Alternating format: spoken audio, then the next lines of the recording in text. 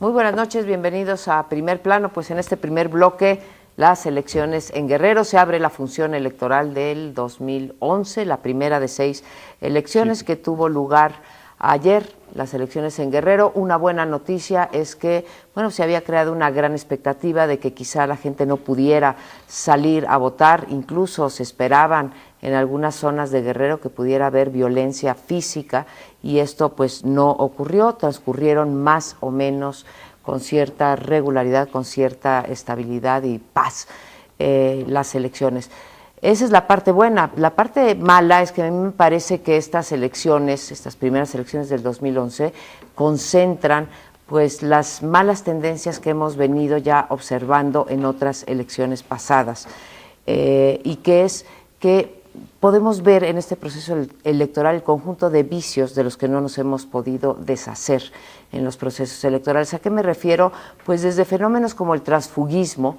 Esta elección fue peleada entre dos priistas, o entre un priista y un expriista, primos, hermanos entre ellos, y donde las ideologías no cuentan, simplemente cuando no logras conseguir una nominación para tu partido, pues te pasas al otro partido. Desde el fenómeno entonces del transfugismo hasta el uso de recursos públicos, como los programas sociales, como las despensas, también hubo otra regularidad, las encuestas fallaron, las encuestas, a pesar de que daban como ganadora a Aguirre, nunca se pensó que fuera una distancia tan grande entre el primero y el segundo lugar. Se hablaba de entre 3 y 4 puntos y sin embargo fueron 14 con los resultados preliminares que tenemos hasta ahorita. Hubo violencia en los procesos electorales, recordemos también a un brigadista del PRD que, bueno, pues acabó en coma en el hospital. Entonces hay un conjunto de vicios que es increíble que a 20 años de la transición tengamos que seguir padeciendo. Entonces los resultados están claros, habrá impugnaciones en los tribunales, pero difícilmente se revertirá este resultado. Ahora viene también la lectura política. Primera elección, la primera derrota para el PRI, tenía esperanzas el PRI de poder recuperar la gubernatura y después los apoyos que habían recibido.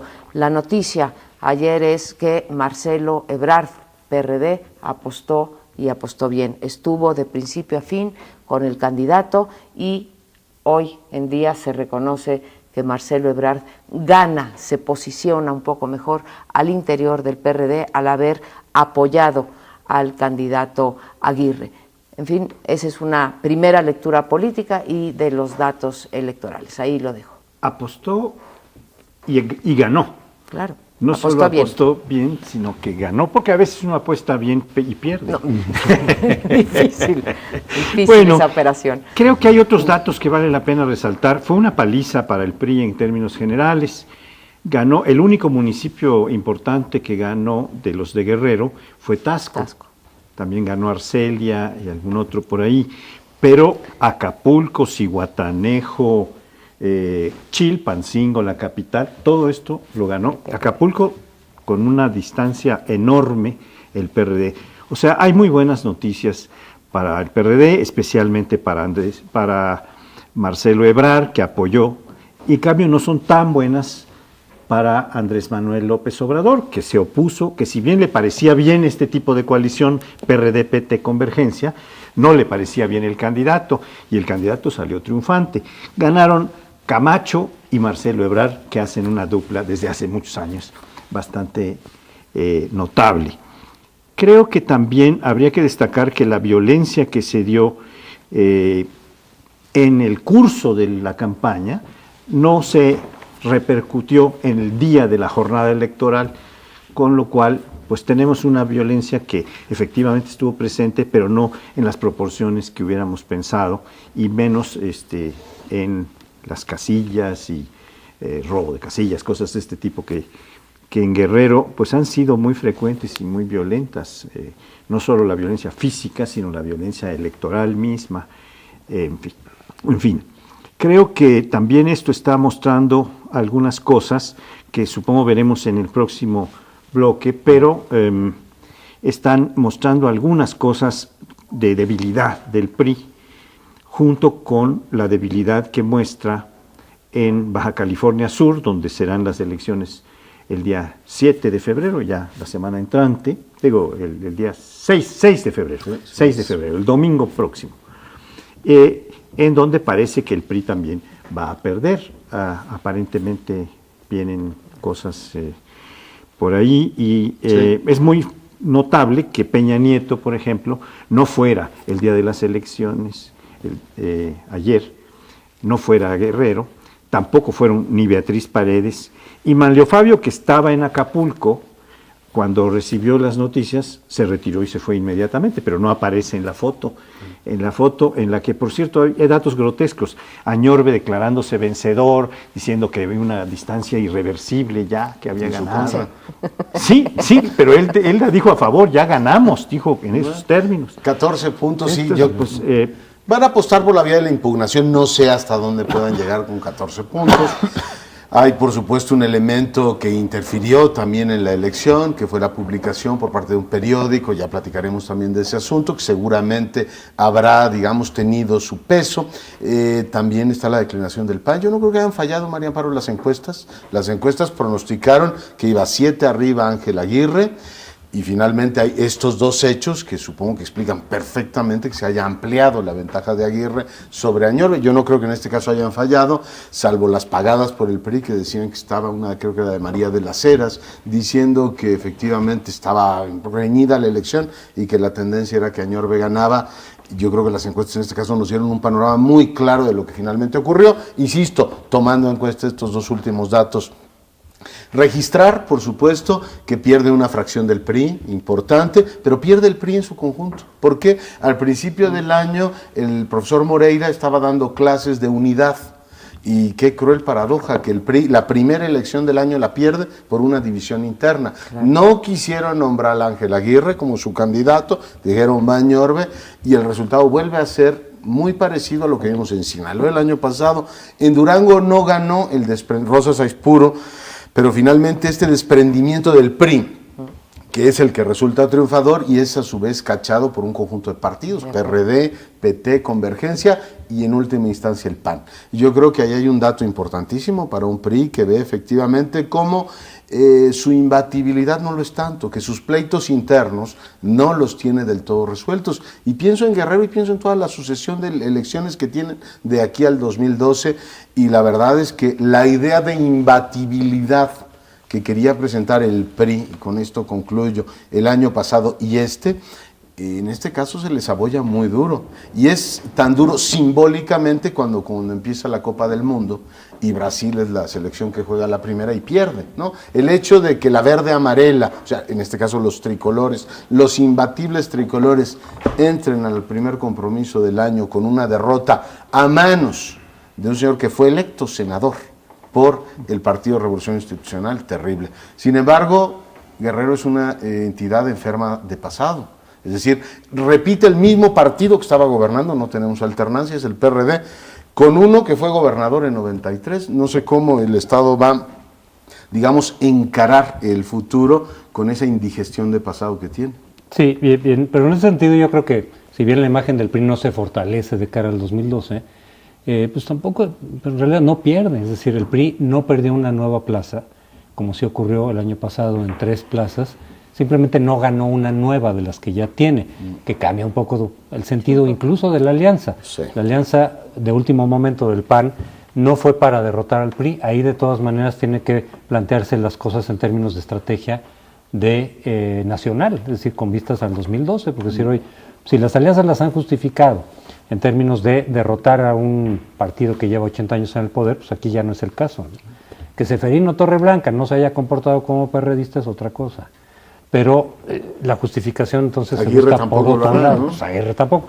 Y yo creo que la mala noticia es precisamente que la elección fue muy turbia, muy sucia en todos sentidos, y que también lo que estamos viendo es un oportunismo de todos los partidos y los candidatos y los personajes, en el sentido de que de lo que se trata es de ganar, punto, no importa cómo.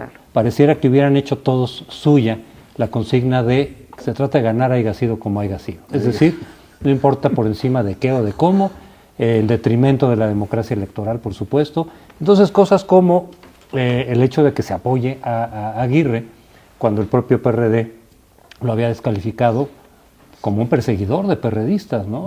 Como una figura vinculada con Figueroa, ¿no? Que era así como el caciquismo tradicional de Guerrero, de muchos que ha habido. Y no importa, ¿no? Y de pronto eso no importa. Y tampoco importa en el caso del PAN, que desde luego no creo que haya sido una decisión del candidato, eso viene avalado desde Los Pinos, que en el propio debate que hubo, el candidato del PAN, pues califica a sus dos rivales como parte del mismo viejo priismo, del priismo caciquil. Entonces son lo mismo, es el viejo PRI, pues hace 3 semanas estaba en el PRI, y de pronto luego se suma uno de ellos. Es decir, ya es absolutamente la posición de lo que se trata es de ganar posiciones, recursos, presupuestos, y lo demás no importa. ¿Me dejas decir adelante, dos? adelante, Paul. Yo creo que hay un ganador más y un perdedor que no hemos mencionado. El ganador creo que es el PAN, este ganador que se nos falta, porque efectivamente, teniendo todo que perder, porque iba a salir bajísimo, se pasa, apoya, festeja y va a tener probablemente algún puesto en el gabinete.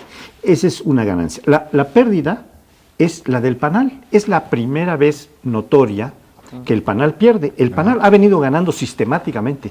Donde ve que el PRI va a ganar, se va con el PRI. La mayor parte de las elecciones del año pasado fue aliado con el PRI y con el Partido Verde.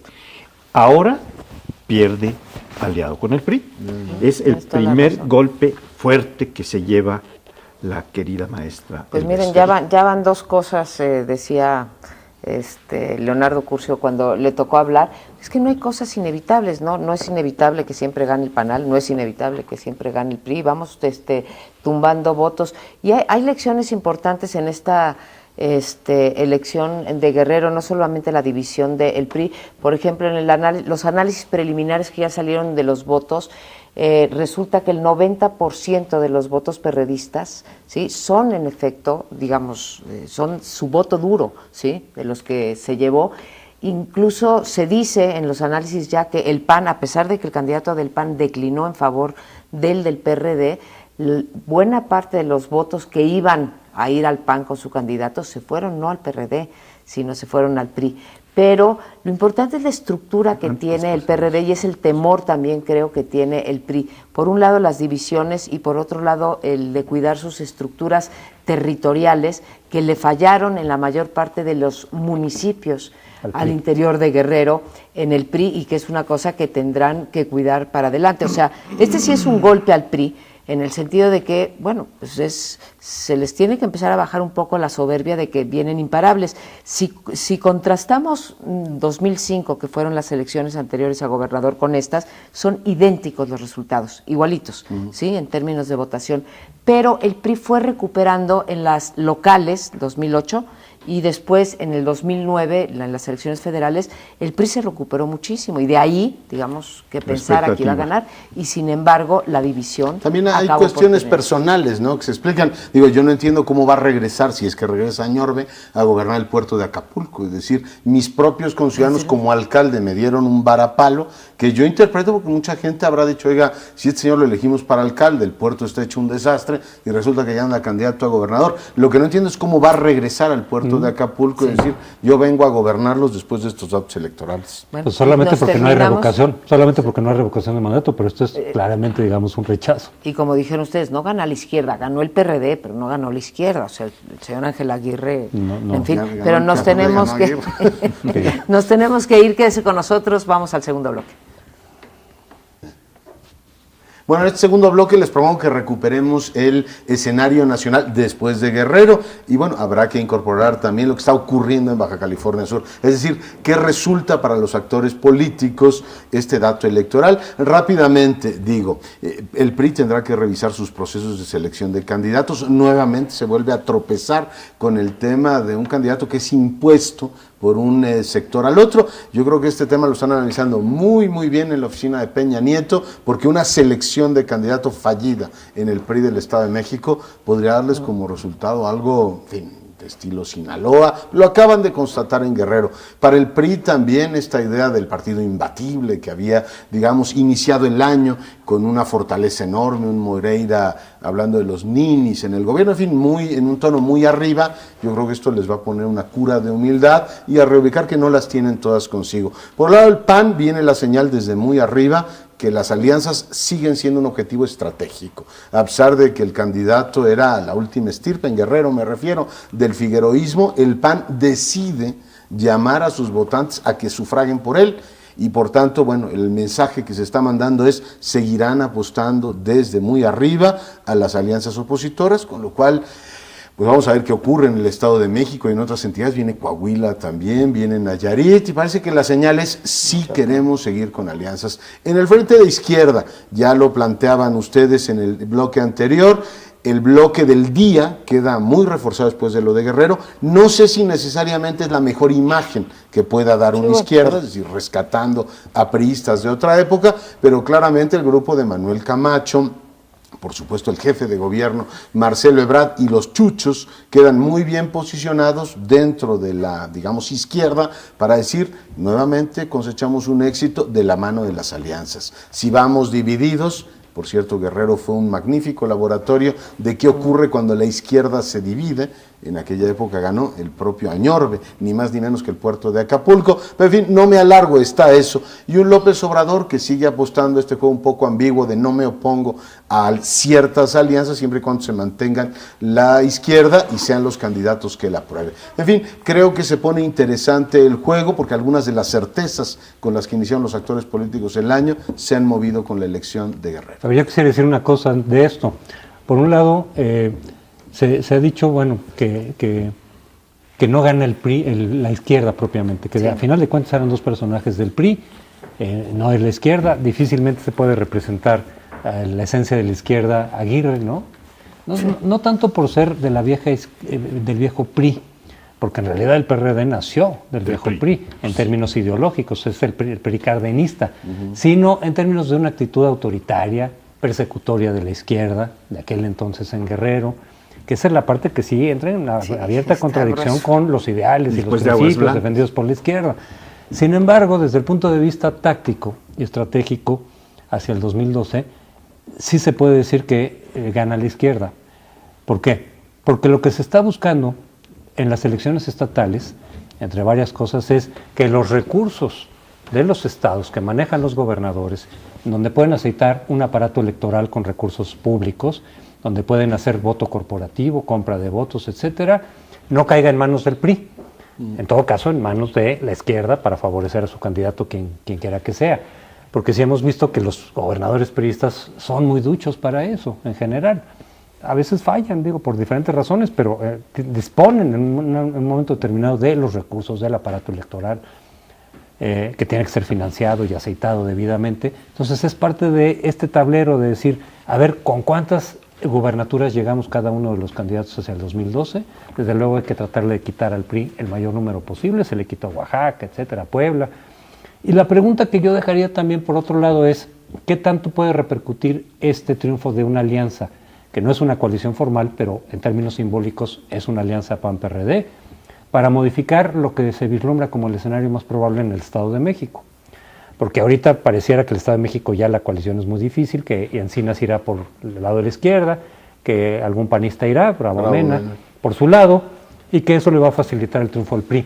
Esto que pasó ayer podría modificar o no el escenario del Estado de México, no lo sé. Yo creo que sí, deja lecciones, pero creo que, como dijo ayer la diputada Vázquez Mota, pues se irán analizando, porque se hablaba de Baja California, le preguntaban a ella, ¿no?, de Baja California las próximas elecciones, y no, momentito, esto es muy diferente que Guerrero. Claro, es muy diferente, desde luego, porque en Guerrero sacó el candidato panista 1.5, su máximo histórico, el del PAN en Guerrero, ha sido 7.5, en cambio en Baja California, pues las encuestas hasta ahorita, no con gran diferencia, pero va ganando el candidato. Baja California Sur. Sí. Baja California Sur va ganando el candidato del PAN. Ahora, no solamente es esta pérdida que tú dices, aquí en Guerrero ya se ve todavía peor que en las alianzas que hubo en el 2010, pero lo que vemos constantemente en las alianzas hasta este momento es que han ido prácticamente todas con candidatos que fueron no más, claro, fueron hace más tiempo o hace menos tiempo, como en el caso de Aguirre o en el caso de Cue hace más tiempo, pero son siempre candidatos del PRI. Tampoco nos tiene que sorprender esto, porque después de 71 años de PRI, pues cualquiera que tuviera una carrera política pertenecía casi por definición al PRI, si no, pues eras un loser, ¿no? Un perdedor. Ahora, en términos, sí, otra vez, del PRD se fortalece una corriente, como también se va a fortalecer una corriente dentro del PRI. Humberto Moreira ha tenido la gran suerte de que, a pesar de que ya todo el mundo lo concibe como el líder del PRI, en realidad no ha tomado posesión. Si hubiera ganado Guerrero, yo estoy segura que hubiese querido capitalizar. Pero como perdió Guerrero y él todavía no es... entonces pues otra vez sí, ¿cómo se dice? Las victorias tienen muchos padres y las derrotas son huérfanas, y lo mismo seguramente ocurrirá con Baja California Sur, que son las dos que por suerte Moreira va a entrar el 4 de marzo, así que podrá salir intacto, ¿no?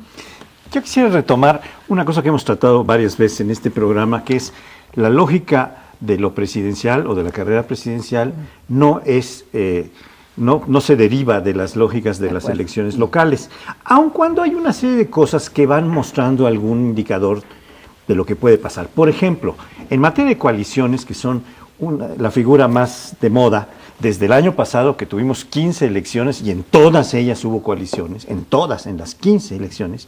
Por cierto, este año va a haber 7, no 6, bueno, 6 de gobernador. 6 de gobernador. Y una más en Hidalgo. Hay una de Hidalgo que cambia nada más Congreso. Correcto. Pero pues vamos a tener algunas indicaciones ahí, porque ahí también va a haber coaliciones. En términos de coaliciones, la única que parece estarse consolidando, a pesar de esta derrota para 2012, es PRI, Partido Verde, PANAL.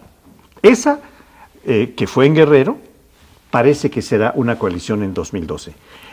¿Quién sabe quién será el candidato? Aunque don Enrique Peña Nieto, que no estuvo presente en la última etapa de Guerrero, pues diga, no, si está claro quién va a ser. La otra cosa que a mí me gustaría destacar es que el posicionamiento que el PRI estaba teniendo muy amplio en las elecciones del año pasado, aun cuando tuvo 3 derrotas importantes a manos de coaliciones, este año parece que se anuncia con más derrotas.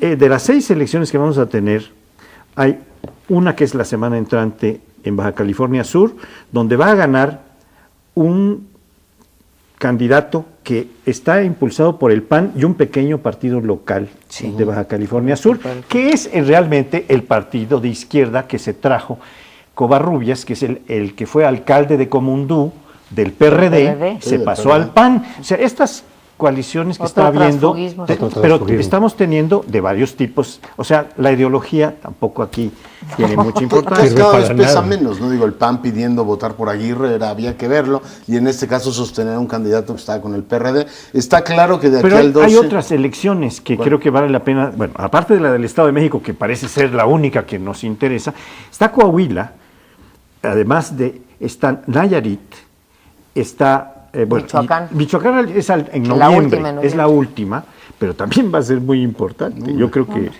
vamos a tener varios elementos para 2012, no necesariamente, porque cada vez cuentan más las personas de los candidatos, la imagen que tienen, los medios, los recursos que se imponen. Y esos son muy distintos a nivel nacional que a nivel local. Sí, las aprehensiones ideológicas bajan, por tanto, cabe esperar cualquier cosa, y aquello que se consideraba altamente improbable hace algunos años, hoy es perfectamente probable, y lo digieren con toda naturalidad. Lo que decía Crespo me parece particularmente importante, el hecho de retener estructuras, es decir, a ver, no importa el personaje que sea, lo que tenemos es que controlar territorio. Yo creo que es muy importante para entender la lucha política, digo, más allá de convencer un electorado que no se compra con votos ni con despensas, es decir, un gran debate político. Sí creo que eso de las estructuras sí pega y pega mucho, porque como decía aquel viejo político italiano, dice, el poder desgasta mucho, pero tenerlo desgasta infinitamente más. Entonces, para el revolucionario institucional es un problema muy serio, lo decía Andreotti, el perder estas estructuras, pues son presupuestos, es control territorial, y bueno, pues se van dando estos alineamientos que son muy importantes en la política nacional. Finalmente, sí, la lógica de la presidencial se hace en la gran discusión pública, pero el controlar un voto duro, el tener una estructura con la cual entrar, sí te hace ver de otra manera la fuerza política. Sin embargo, Nada más iba a decir, es diferente estructura que recursos. Me dicen que en el caso de Guerrero, ¿sí? Si comparamos los recursos que usó el PRI es 2-1. Usó por cada peso que gastó el PRD. Fue más vistosa la campaña. Sí. Entonces no siempre es. Ahora, las estructuras territoriales de las sí, partidos, sí, sí. esa No parte solamente sí los recursos. No es solamente los recursos. Es la estructura, son los programas sociales, es la capacidad de movilizar voto corporativo. Pero el riesgo de los partidos de hacer estas jugadas es que luego a tu candidato que gana, no sabes cómo se va a comportar. ¿Quién lo controla? De veras, nos sorprendería demasiado, por ejemplo, que Aguirre eventualmente apoyara a Peña Nieto en el 2012, porque ha sucedido que de repente pasó en Chiapas, ¿no? Un priista adoptado por el PRD, apenas ganó la elección, le dijo a Felipe Calderón, yo sí te reconozco, yo estoy contigo, a mí el PRD no tiene nada que ver. Eso sí es saltarse todas las tragas. ¿A quién va a apoyar Cue? ¿A quién va a apoyar Maloba? ¿Y a quién va a mañana apoyar? toma posesión Moreno Valle en Puebla. Moreno Valle. ¿A quién va a apoyar Moreno Valle? Sí. ¿Al PANAL? Al PANAL. Es su partido. ¿O al PAN? Bueno, pero ganó por el PAN, PANAL y compañía. PRD, O sea, ¿A quién va a apoyar el gobernador de Tlaxcala? pues dígame usted. Es el PRI, ¿no? No lo sé, digo, pero... Pero es un ciertamente- punto muy importante. O sea, todo puede pasar. Es un riesgo que también los partidos juegan, decir, ya llevamos al poder y de pronto se lava las manos, ya afianzado en el poder, y se va con el ganador Pero probable. la lógica ¿Quién sabe? cósmica en este caso sí dice que irán... Digo, estará muy fresco. Pues depende de qué les ofrezcan, doctor Curcio. Es año y No, medio. No sé. Año y medio es mucho tiempo, ¿eh? ¿Tú qué opinas de que te ofrecieran la Secretaría de Gobernación o la Secretaría de Depende de quién. Hacienda? Si me lo Sí, ofreces bueno. tú, lo acepto. Pero evidentemente no. A ver, nos queda un minutito, ¿algo más, Paulé? No, yo creo que... Pues vamos a hacer una pausa, volvemos. Vamos a tratar en este tema algo que también puede vincularse con Guerrero, que está muy fresco, pero que en realidad tiene su propia lógica, que es el tema de los testigos protegidos. Y se puede vincular con Guerrero porque unos días antes de la elección apareció a 8 columnas en un periódico, en Reforma, que Añorbe había sido denunciado por un testigo protegido como alguien que fue receptor de $5 millones para su campaña por parte del narcotráfico. No hubo ningún expediente abierto ni ninguna investigación, pero sí Añorbe se presentó a la Procuraduría para ver si había algún expediente abierto y con esto se abre un poco el tema de los testigos protegidos, qué son y para qué son utilizados y si son o no correctamente utilizados en términos políticos. Yo creo que este último tema es uno que nos atañe muchísimo, porque los testigos protegidos son utilizados en diversos sistemas jurídicos del mundo para informar a la autoridad, protegiendo a un testigo que tiene responsabilidad, a la cual se rebaja, se negocia la baja de la responsabilidad para que les dé información en función de capturar a otros delincuentes o de prevenir actos de delincuencia que pueden dañar a la sociedad en su conjunto. Pero cuando son utilizados en términos políticos, como parece haber sido el caso de Añorbe, en donde sin tener ninguna averiguación abierta, hay una denuncia que se filtra, además, porque fue filtrada a un periódico, no fue hecha por la Procuraduría la denuncia, fue una filtración que salió en un periódico, un tema que hablamos antes. Entonces empezamos a tener dudas de cómo está siendo utilizado la figura de los testigos protegidos para propósitos políticos que no debieran A mí me tener. parece lamentabilísimo lo que ocurrió. No es la primera vez, en los últimos meses, sí, hemos escuchado muchas. Está digamos, antes de esta, más allá de que se haya usado electoralmente en otras ocasiones, como en Jalisco con el candidato Zamora, ¿verdad? Pero vaya, acabamos de oír una pelea entre dos medios importantes, uno de la televisión que es Televisa, el otro periodístico que es Proceso, en donde la revista le reclama a Televisa a haber utilizado un testigo protegido cuando Proceso lo ha hecho de manera consuetudinaria, ¿no? Pero más allá de los dimes y diretes y de las competencias entre los medios, a mí me parece lamentabilísimo que las autoridades, ¿sí?, en este caso la Procuraduría o el Gobierno federal, permita que se utilice políticamente o peor, electoralmente, digamos, la información de un testigo protegido.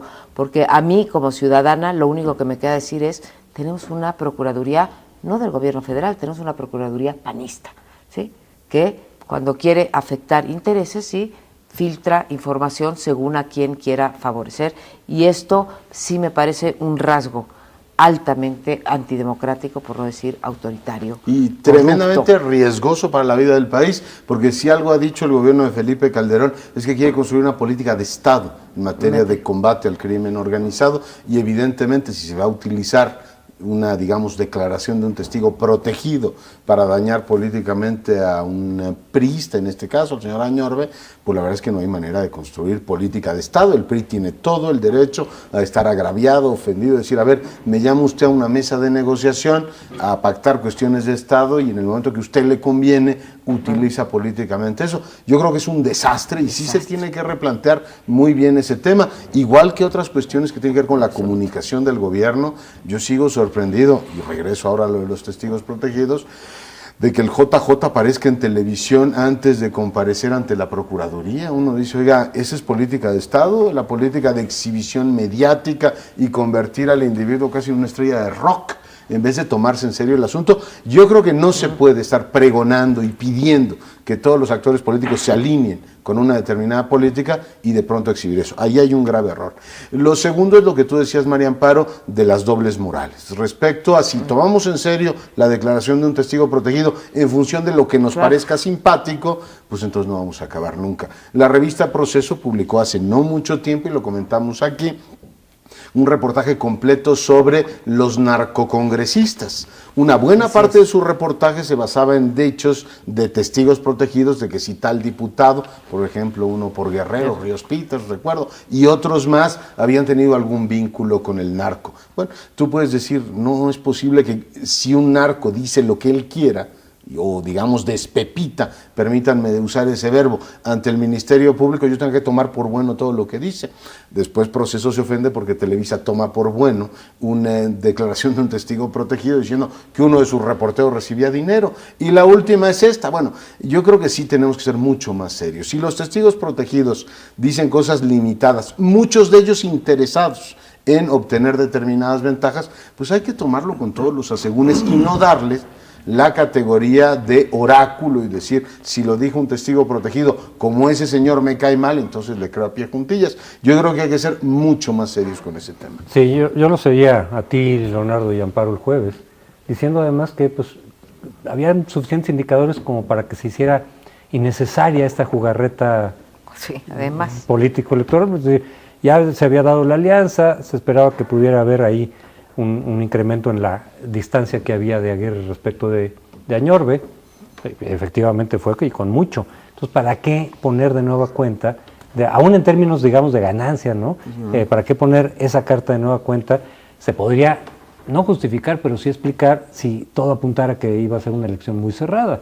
Pero el hecho de estar recurriendo una y otra vez en diferentes estados, en diferentes procesos electorales, al expediente de lo que dice un testigo protegido del otro, y luego decir, bueno, pues él lo dice y esto no es inculpatorio porque hace falta más elementos, pero sí sacar la información poquito antes de la elección para que tenga algún efecto, pues a mí lo que me lleva a pensar es que, pues ante lo que para mí es un notorio fracaso de esta estrategia contra el crimen organizado, pues el gobierno dice, bueno, por lo menos saquémosle alguna raja político-electoral, ya que nos metimos en ese lodazal, ¿no?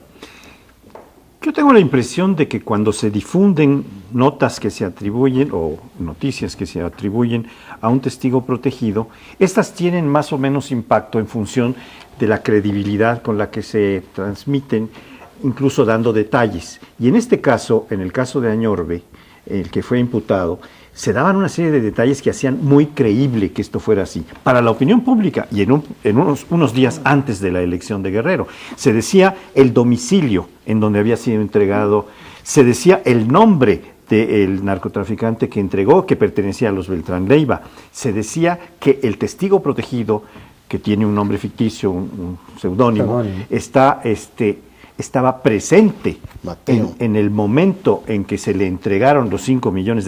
Si se daban una serie de elementos que sí hacen mucho más creíbles, si simplemente se da el nombre, fulano que sí, que está, pues hace menos impacto, pero la opinión pública de Guerrero, que está pendiente de qué está pasando con sus candidatos, uno de los cuales, de los principales, está impugnado, sí tiene un impacto. Yo creo que tiene un impacto fuerte.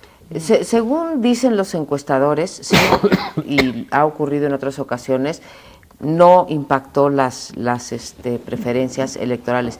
Pero además tienes tú toda la razón, en este caso, y nos hace creer que es un expediente, sí, filtrado por la Procuraduría de la República, tiene una cantidad de datos que te lo hace mucho más creíble, sí, pero nosotros y los medios, y ahí sí que quiero hablar de la responsabilidad de los medios, igual publican eso, sí, que una cosa sin todos estos datos, o sea, con mucho menos rigor del que tú estás señalando, como fue el caso, por ejemplo, de involucrar al ingeniero Jorge Tello, que fue subsecretario de Seguridad Pública, que lo involucran, por ejemplo, en la huida del Chapo, de una manera, o sea, sí hay una gran ligereza por parte de buena parte de los medios y de los periodistas, porque es muy fácil hablar de los medios, ¿no? Bueno, los medios abajo hay directores, hay reporteros, hay analistas, hay dueños, hay de todo, ¿no?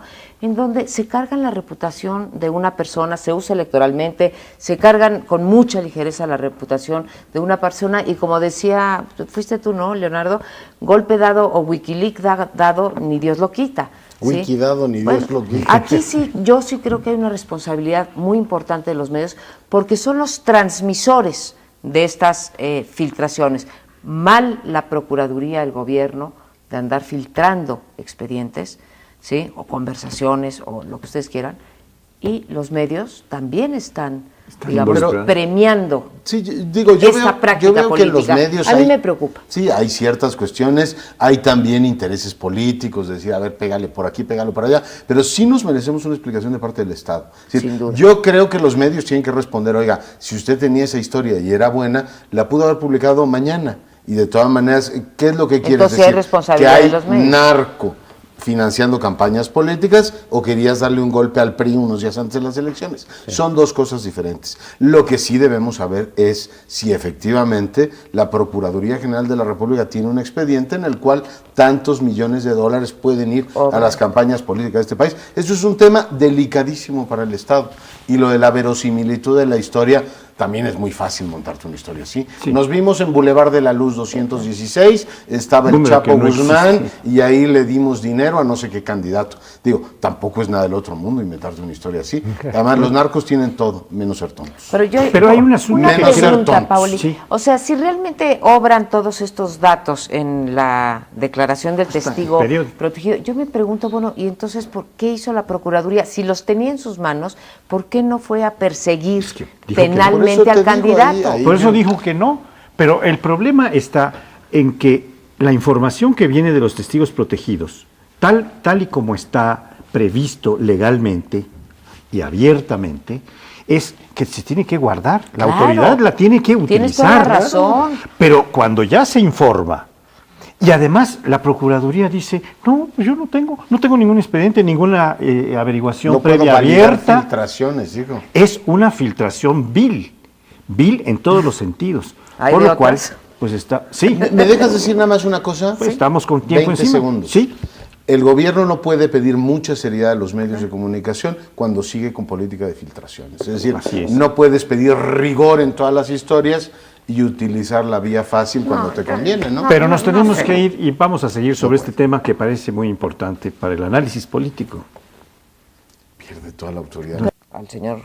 Bueno, y mañana inicia la sesión ordinaria del Congreso y pues hay expectativa en relación con qué va a poder hacer el Congreso. Sabemos que ya estamos metidos para efectos prácticos en el proceso de sucesión presidencial y sabemos que en estas circunstancias se complica el proceso normal de legislación de cantidad de asuntos que están pendientes ahí para la buena marcha del país, por distintas razones, porque se contaminan, es decir, las agendas con los cálculos político-electorales. Esto no nos conviene porque se va a beneficiar el gobierno actual y por lo tanto eventualmente su partido. No, estas no las esperamos, por ejemplo, desde el punto de vista del PRI, hasta que lleguemos al poder y entonces ya veremos. O, por ejemplo, el PRI puede estar haciendo cálculos en términos de que se paguen los costos ahora de una legislación, de una nueva ley, para que ellos lleguen a gobernar en el 2012, presumiblemente, ya con los beneficios de esa ley, que podría ser el caso de la iniciativa del IVA, de bajar el IVA del 15 al 12, pero generalizarlo e incluir el espinoso asunto del IVA a medicinas y alimentos, que el PRI se ha opuesto, que si no salió adelante esa reforma en 2003 que había propuesto Vicente Fox, fue porque el PRI se echó para atrás.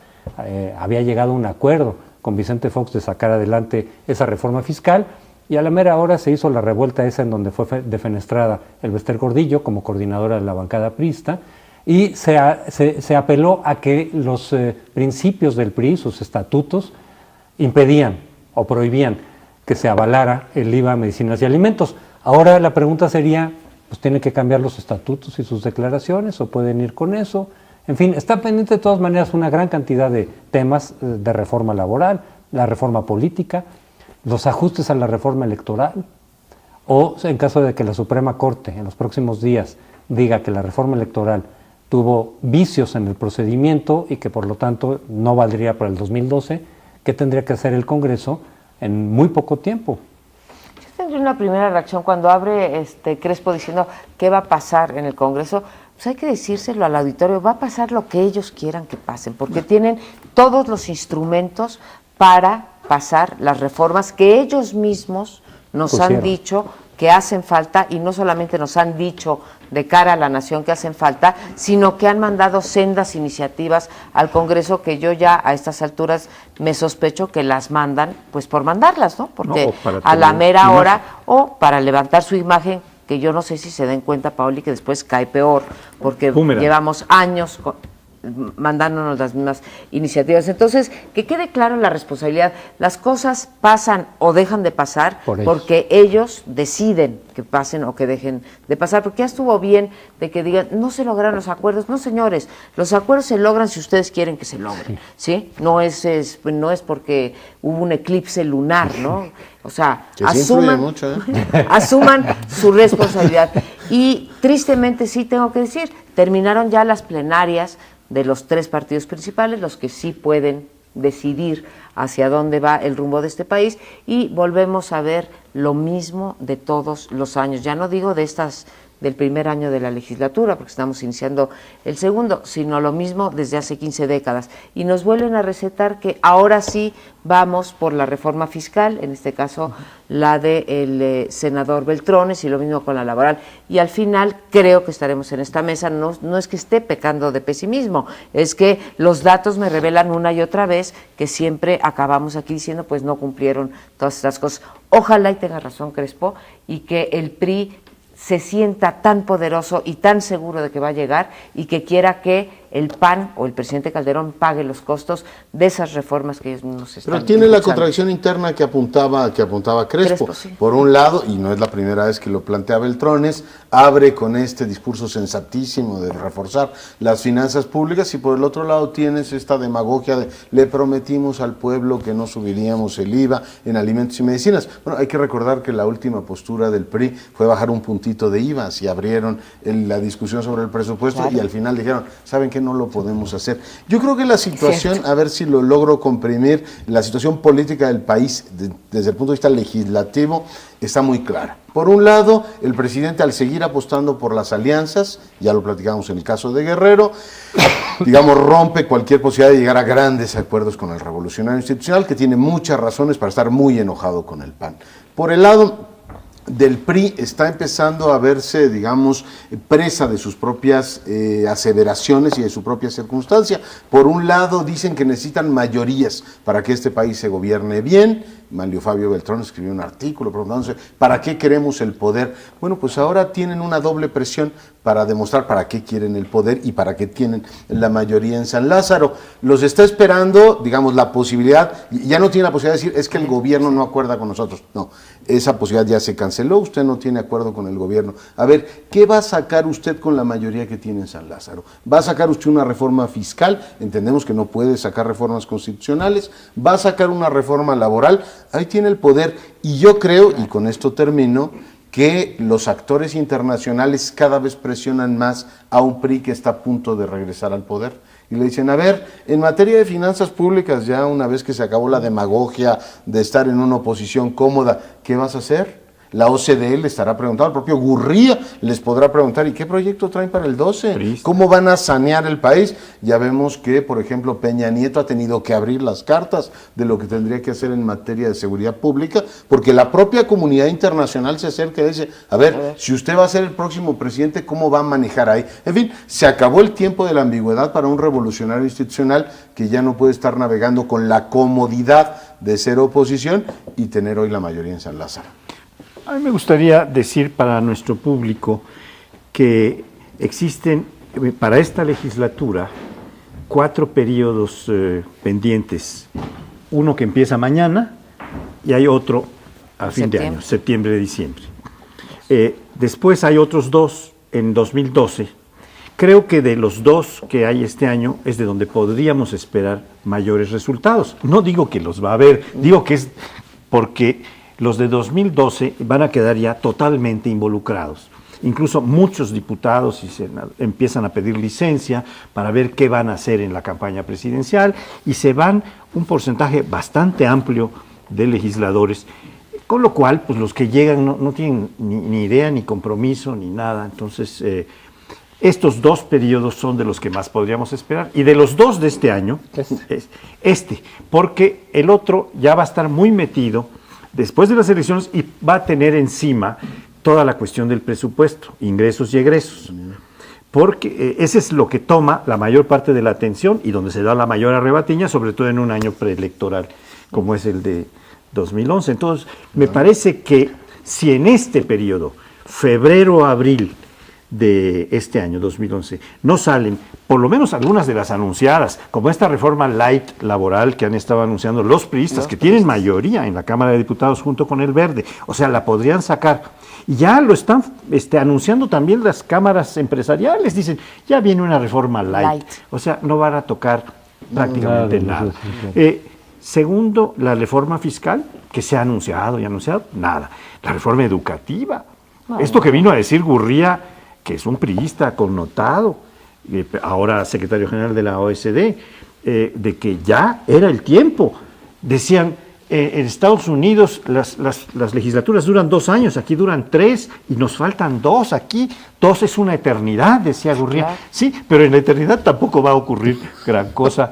O sea, ni siquiera está en el tintero, la educativa, ni siquiera la plantea. Está la de Obama, no la de aquí. Pero además en la segunda mitad de este año, sí, en la segunda sesión ordinaria, ya los partidos van a estar muy inmersos en sus propios procesos de selección de candidato y ahí también cuentan las fracciones, los grupos, en fin. O sea que realmente donde podríamos esperar algo es en esta que se inicia mañana y si no después ya va a ser mucho más complicado. Pero decías, Amparo, a ver si el PRI sí le entra a su propia iniciativa de reforma fiscal y al PAN le conviene o no le conviene, aunque puede estar de acuerdo, digamos, con la reforma como tal. No haces a mí esos cálculos en términos de el PRI nos quiere endilgar ahorita y le vamos a despejar el terreno para que después ellos gobiernen y a nosotros asumimos una parte del costo ahorita que puede tener repercusión electoral en 2012. No, la pregunta es, ¿tú cómo verías? Porque hemos hablado del PRI, de lo que conviene, de sus cálculos, y desde la perspectiva del PAN, ¿cómo? Yo creo que el PAN apoyaría finalmente una reforma fiscal, finalmente le quedan 2 años esa reforma fiscal, incluso vamos a ponernos como tú me conminas a hacerlo desde un punto de vista pragmático, pues fortalecería las finanzas del Estado, esto le permitiría al gobierno del presidente Calderón, ¿sí?, tener un mejor desempeño económico y que se tradujera en beneficios electorales. Vaya, si me fuerzas a ese pragmatismo. Me preocupa lo que dice Leonardo, o sea, el PRI está enojado y tiene muchas razones por las cuales estar enojado.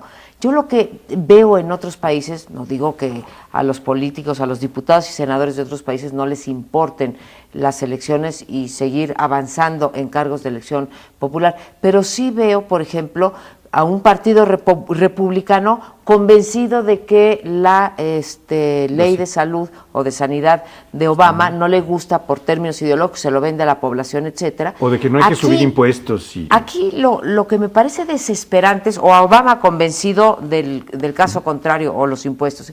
Aquí lo que me parece desesperante es que hay un acuerdo entre los partidos de boca para afuera de que hay que fortalecer las finanzas públicas, de que la mejor manera de hacerlo es tal, y que no lo hacen a pesar de que están convencidos. Veo este desdibujamiento ideológico del que hablábamos en materia electoral con los candidatos, lo veo también en materia legislativa y creo que es lo que nos tiene atorados. Tiene también un debate completamente etéreo, ¿no? Digo, en Estados Unidos tú ves después del debate sobre el Estado de la Unión que Obama fue y les dijo, se va a discutir, por supuesto, porque ustedes tienen mayoría, la ley esta de la reforma al sistema sanitario, pero estos temas no se van a tocar. Por aquí no voy a pasar, por tanto, aquí estas son las vías políticas de entendimiento.